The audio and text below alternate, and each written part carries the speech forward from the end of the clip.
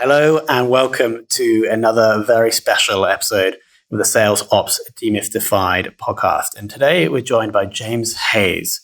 Now, James, I think we're looking at around 7 years experience in sales ops right now. Currently VP of RevOps at Businessolver. So we're going to jump into that specifically actually to talk about running remote teams, remote sales teams more specifically. James, welcome to the show. Thank you so much. Appreciate it. And I want to first actually understand your transition into sales ops because I believe when you moved in, you weren't pushed into a revenue operations role. You came from a slightly different role into sales ops and then into RevOps. So I just want to understand that journey. If you'd be kind enough to share how that happened. Yeah, so I mean, if I go back all the way, I mean, as various analytical roles, working for a large bank, and I kind of transitioned into sales operations after that because I kept wanting to do more, but kind of just being in that industry, it just wasn't working for me. So I transitioned to a kind of a pre-IPO startup company. And kind of led their sales operations, or at least a small team there.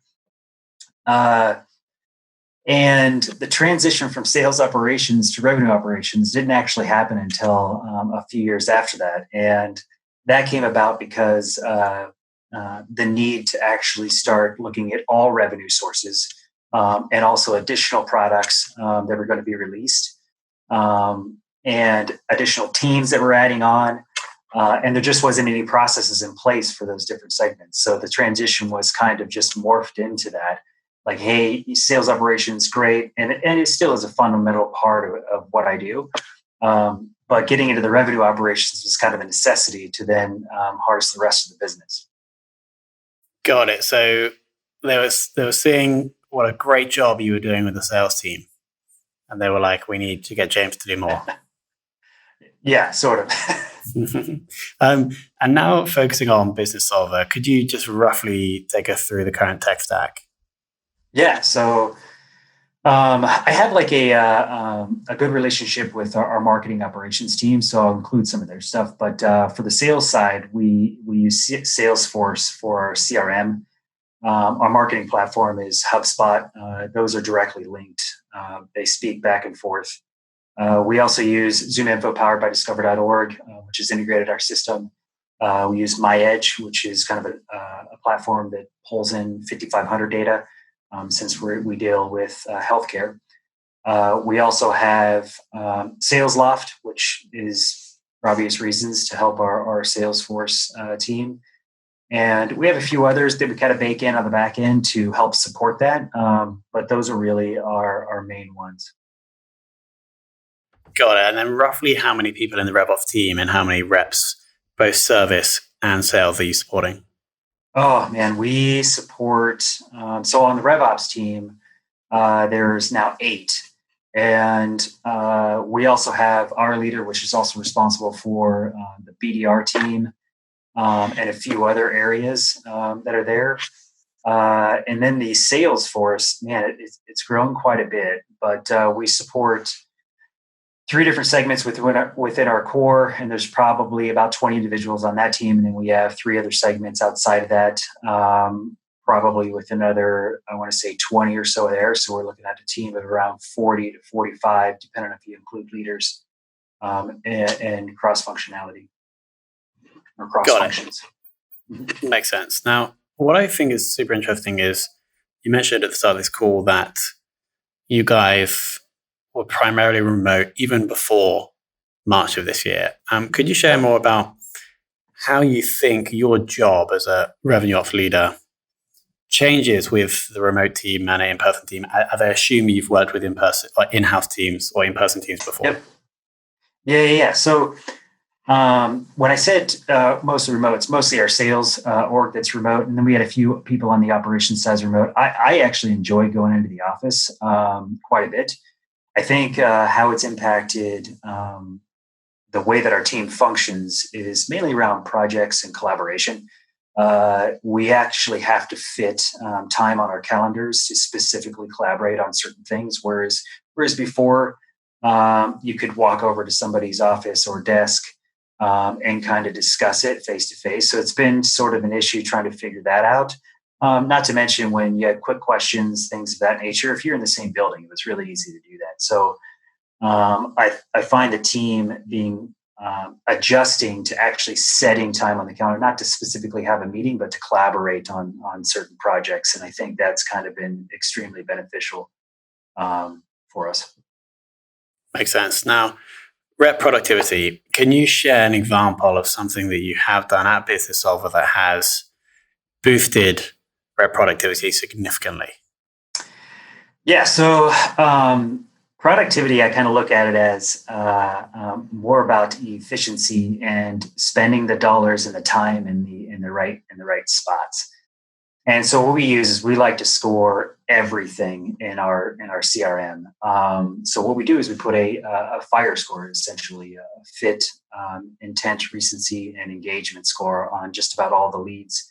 And then we roll those things up to the account. So what we do is we say, hey, as a consultant, if your territory has roughly 200 accounts in it, we know that 50 of those accounts are extremely engaged. They're a good fit from us from a firmographic standpoint. They have an intent that they want to maybe buy from us.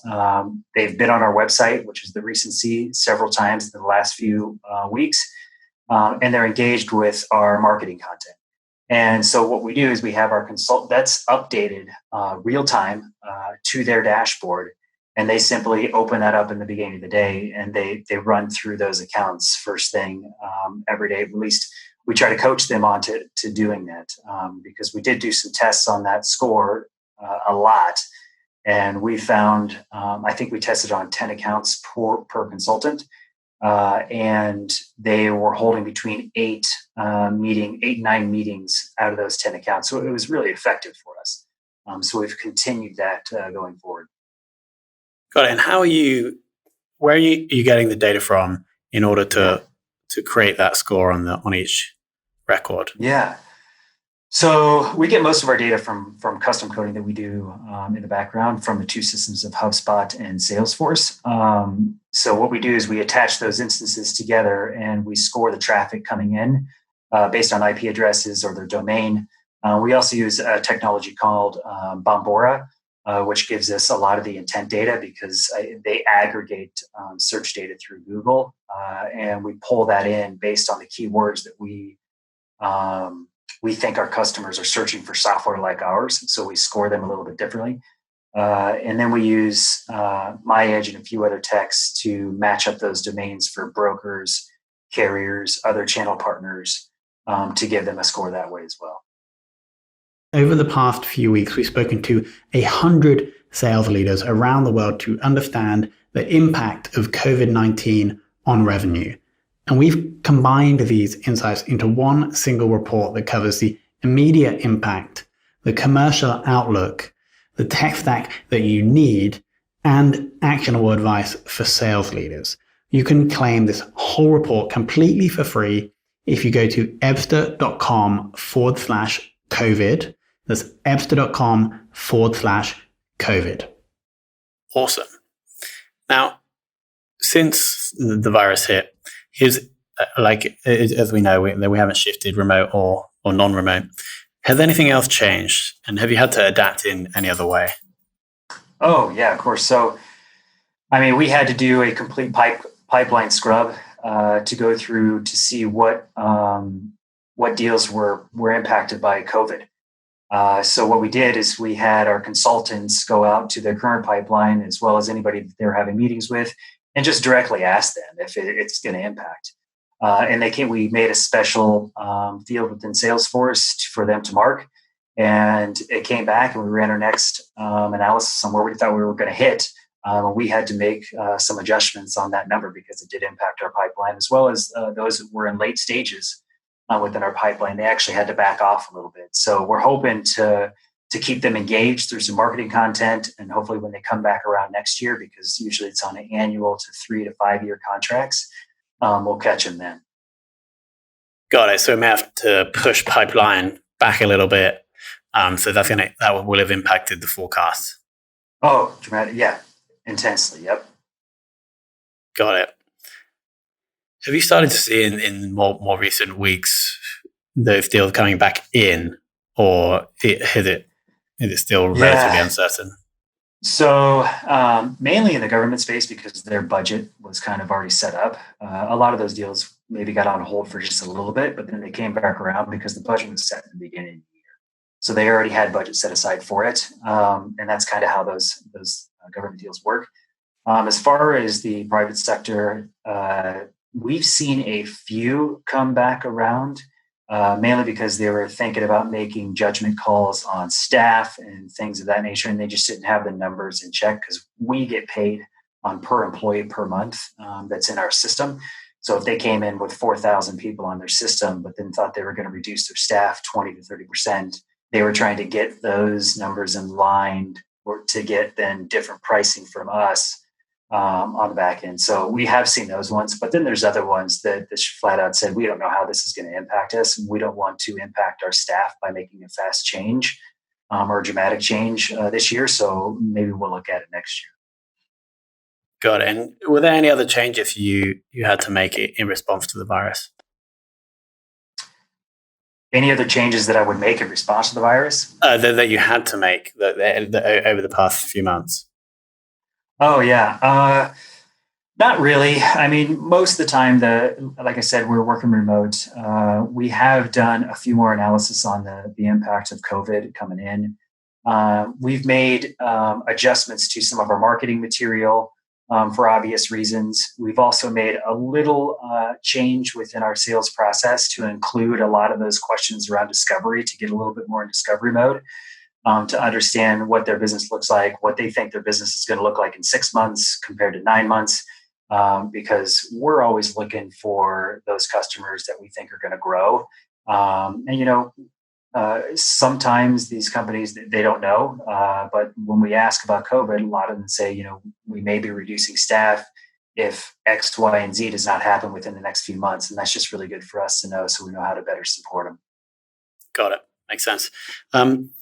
Now onto the forecasting process. What is your current process? How does that work and who is involved?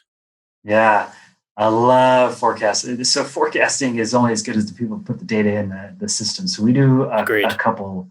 Yeah, we do a couple ways to do it. So we have one on the back end that we analyze the data using a score methodology, like we score everything on how far the deals are going down the pipeline, how much time in between each stage, who's on the deal from a contact standpoint, how engaged are they? All that stuff goes into kind of in the background. But as far as how it's run, we have our what we call segment sales operations managers. We have the sales managers, and then we have kind of finance that's in there. And we usually do bi-weekly calls, but we kind of push it out to monthly because things are moving a little bit slower recently. So what they do is they get on the line after the sales manager has set their forecast within our sales force. It's pretty standard. You have your commit, you have your upside, you have your pipeline there. And we try to project out for the next quarter. So we say we go through where you're at this quarter and then what you're projecting next quarter. And then if we have time, we'll go into what we can provide the following quarter that we may be able to pull into this quarter to help out if they're behind on deals. We also go through if they've given us some type of commit number, we kind of push on that number a little bit to say, okay, well, based on what we see in the pipeline, nothing has moved. And that's where I say it's about as good as the data they put in it, right? So that's where we get a lot of our context. What makes ours a little bit different, though, than I feel other companies is the segment sales operations leader on our team have had experience in sales, and they also work some of those deals that these guys are forecasting on or have. And by that, usually from a technical standpoint, so they can generally call out some erroneous data very quickly, which helps us quite a bit on our forecasting process. Got it. Yeah, that makes total sense. Having the people involved actually understand selling. Oh yeah. Broader question now: what do you think has been the sales metric or KPI that's added the most value to your career in sales operations? Sort of, well, I think KPIs change wherever you go. What I did here and previously is I just ran as many figures as I possibly could through the system, or analyzed as many as I possibly could to figure out what was actually making sense. Here, I settled on a couple layers. So, from a marketing standpoint, we set up 7 milestones, and these milestones are point in time that puts a marketing engagement score on them. And we score our consultants by that, because what that does is if they're working their territory, their marketing engagement score should go up. So month over month, we follow that score and that trend line. And as long as it's making an upward trend across their entire territory, it's usually a pretty good sign. But then when you get down to the basics, I mean, you have your quota achievement, you have your meeting set, and things of that nature, which I think everybody pretty much tracks. But our consultants are scored. They have a score from 0 to 10. And that score rolls up all their basic activity, all their current pipeline, how far it is in the stages, how many times they've missed close dates, things of that nature. It's all rolled up. Like I said, I love scores, because what that does is it rolls up to our reporting, and we have it set up to then notify myself and the managers if a score drops below a certain threshold. Interesting. I've never heard anyone do something like this. Obviously we hear a lot of companies scoring leads, customers, but never having this combined score for consultants or reps, and then using that to assess performance and flag alerts. That is super, super interesting.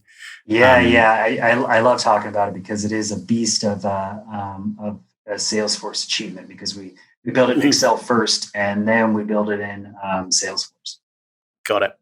And a final question: who is the person in sales ops or rev ops that you would most like to take for lunch? There's several in my life. I mean, a lot of it I learned from Sales Benchmark Index, but I'd say get me started was probably a fellow named Jeff Coleman, which was at a previous employment. And then now recently, I'd say I have Matt Knoll, as well as Dave Moore. Dave Moore from a standpoint of just always keeping motivated, always looking for something that gets thrown forward. And Matt, basically around process and kind of sticking to the guns and moving forward with rev and sales operations. Got it. James, I want any sales ops person or rev ops person listening to consider also scoring reps, looking at rep activity, and then rolling up things they do well or maybe not so well into a score. Because I think that's the first time out of 108 interviews, I believe, that we've heard that. James, you want to add something?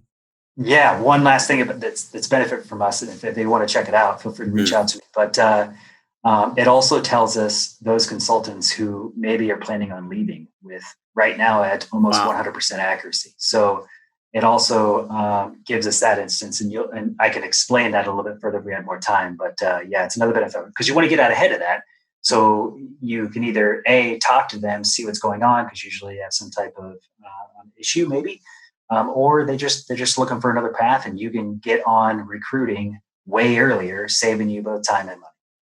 I mean, I'm going to open the floor for another 30 to 60 seconds. If you could just shine a little bit more light, if you're happy to, James, on how you do that. What are the things you're looking at? Yeah, so we use a program called Redshift, which is basically just a giant database, but it houses all the data that's coming in from our systems.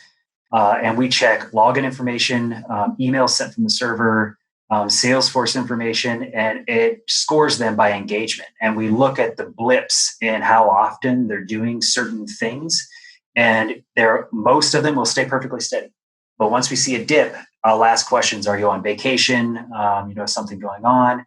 If none of those hit, I watch it for the next week. And then generally, if it dips down again, we actually ask the question. And 9 times out of 10, they'll come straight forward and say, yeah, I got another job.